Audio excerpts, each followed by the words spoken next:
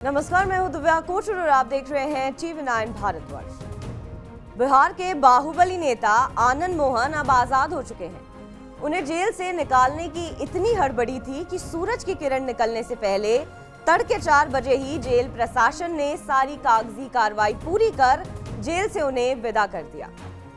आनंद मोहन की रिहाई के बाद समर्थकों में जश्न था। स्वागत में सड़कें, बैनर और पोस्टर से पटी हुई थी। उनके गृह जिले सहरसा में बड़े रोड शो के जरिए शक्ति प्रदर्शन की भी तैयारी थी।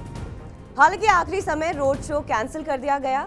बताया जा रहा है कि रिहाई के बाद आनंद मोहन को पटना से एक फोन आया और शहाबुद्दीन वाली गलती न दोहराने को कहा गया।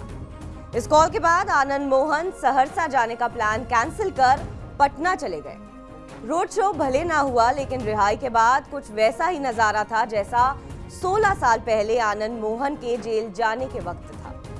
आनंद मोहन के रसूख का अंदाजा इसी बात से लगाया जा सकता है कि खुद मुख्यमंत्री नीतीश कुमार ने अपनी सुशासन बाबू की छवि को ताक पर रखकर इसी बाहुबली नेता को बाहर निकालने के लिए नियम ही बदल दिए। बिहार की कोई भी पार्टी, चाहे वो महागठबंधन के साथी हो या फिर विपक्ष में बैठी बीजेपी, कोई भी खुलकर आनंद मोहन की रिहाई पर कुछ नहीं बोल रहा है। वजह साफ है, 2024 लोकसभा चुनाव और 2025 विधानसभा चुनाव का जातिगत समीकरण। लेकिन सवाल है कि नीतीश कुमार ने जिस मकसद से आनंद मोहन को निकाला है, क्या उनका वो मकसद पूरा होगा? क्या 90 के दशक का कोसी का ये बाहुबली आज भी उतना ही प्रासंगिक है या फिर बीतते वक्त के साथ धार कुंद हो गई है? इन सब बातों को समझने के लिए पहले हम मंडल कमंडल के दौर में चलते हैं, जब आनंद मोहन सियासत में नए आए थे। 90 के दौर में आनंद मोहन ने जितनी तेजी से अपराध की सीढ़ियां चढ़ी, उतनी ही तेजी से राजनीति में भी आगे बढ़े। 1990 में जनता दल के टिकट पर पहली बार विधायक बने और फिर पीछे मुड़कर कभी नहीं देखा। मंडल कमंडल के दौर में आनंद मोहन ने बहुत जल्दी एक बड़े सवर्ण नेता के तौर पर अपनी पहचान बना ली। आनंद मोहन खुलकर लालू यादव की मुखालफत करते थे। शायद इसी वजह से उनकी राजनीति चमकी भी। सवर्णों ने उन्हें लालू यादव के कद का नेता मानना शुरू कर दिया और तो और जात पात की सियासत के चलते उन्हें भावी मुख्यमंत्री के तौर पर देखा जाने लगा। साल 1994 में वैशाली लोकसभा सीट से आनंद मोहन की पत्नी लवली आनंद ने लालू यादव की उम्मीदवार को हरा दिया। इस हार से बिहार की जनता, खासकर सवर्णों में एक मैसेज गया कि लालू यादव को हराया जा सकता है और ये ताकत सिर्फ और सिर्फ आनंद मोहन में है। कहा जाता है कि आनंद मोहन के एक भाषण पर भूमिहार और राजपूत के वोट तय होते थे। जब जनता दल ने मंडल आयोग की सिफारिश पर सरकारी नौकरियों में 27% आरक्षण का समर्थन किया, तब आनंद मोहन ने खुलकर इसका विरोध किया और अपनी राह अलग कर ली। बिहार पीपल्स पार्टी के नाम से अलग पार्टी बनाई। हालांकि नई पार्टी के साथ ज्यादा आगे नहीं बढ़ सके तो फिर समता पार्टी का दामन थाम लिया और 1996 में शिवहर से सांसद बन गए। 1998 में आनंद मोहन फिर शिवहर से सांसद बने, लेकिन इस बार आनंद मोहन अपने धुर विरोधी लालू यादव के समर्थन से संसद पहुंचे। बाद में केंद्र में बीजेपी की अगुवाई वाली एनडीए सरकार को भी समर्थन दिया। पत्नी लवली आनंद कभी कांग्रेस, कभी समाजवादी पार्टी, तो कभी जीतन राम मांझी की पार्टी हमसे चुनाव लड़ती थी। फिलहाल बेटे के साथ आरजेडी में भी है। यानी कुल मिलाकर शायद ही कोई पार्टी आनंद मोहन और उनके परिवार से अछूती रह गई हो। एक वजह यह भी है कि आज कोई भी दल खुलकर उनकी रिहाई का विरोध नहीं कर रहा है। अब जब आनंद मोहन जेल से बाहर आ गए हैं तो सवाल उठता है कि आखिर आनंद मोहन को नीतीश कुमार ने किस राजनीतिक मजबूरी में बाहर निकाला? तो जवाब है राजपूत वोट। बीजेपी से अलग होने के बाद नीतीश कुमार ही नहीं बल्कि महागठबंधन को भी हर हाल में अगड़ों का वोट चाहिए और आनंद मोहन के जरिए वो अपने इस हित को साधना चाहते हैं। ना तो जेडीयू और ना ही आरजेडी के पास कोई बड़ा राजपूत चेहरा है।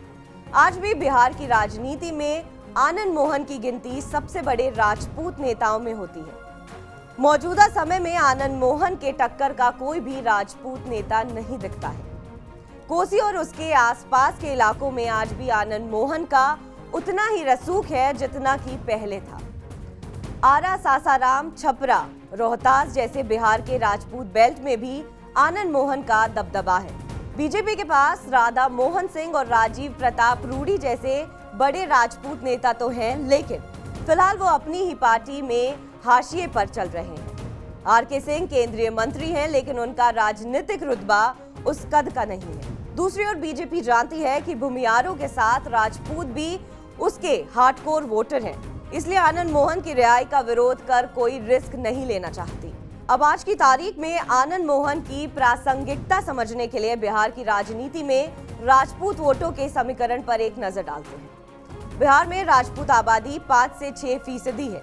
35 से 40 विधानसभा सीटों और 8 से 10 लोकसभा सीटों पर राजपूत वोटर्स निर्णायक साबित होते हैं। यही वजह है कि कोई भी राजनीतिक दल इन्हें नाराज करने का खतरा मोल नहीं लेना चाहता।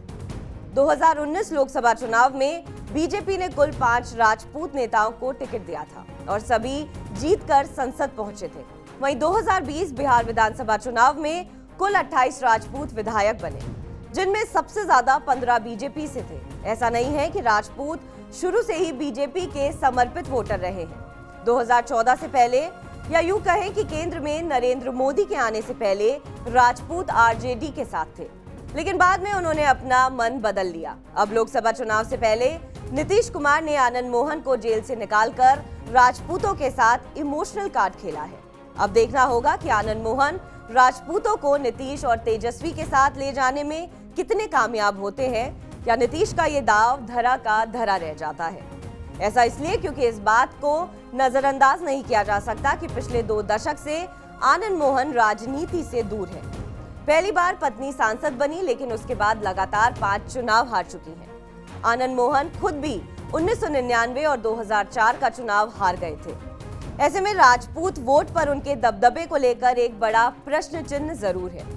हालांकि 2020 विधानसभा चुनाव में बेटे चेतन आनंद आरजेडी के टिकट पर शिवहर से विधायक बने हैं, लेकिन उनका जीतना आनंद मोहन के राजनीतिक रसूख का पैमाना नहीं हो सकता। अब वो और बदल चुका है, बिहार की राजनीति बदल चुकी है और सबसे बड़ी बात, युवा पीढ़ी की सोच बदल चुकी है। ऐसे में देखना होगा कि नीतीश कुमार का ये सौदा कितना खरा उतरता है। बहरहाल, आपको हमारी खबर कैसी लगी कमेंट सेक्शन पर जरूर बताएं। देश और विदेश की तमाम बड़ी खबरों के लिए आप देखते रहिए TV9 भारतवर्ष।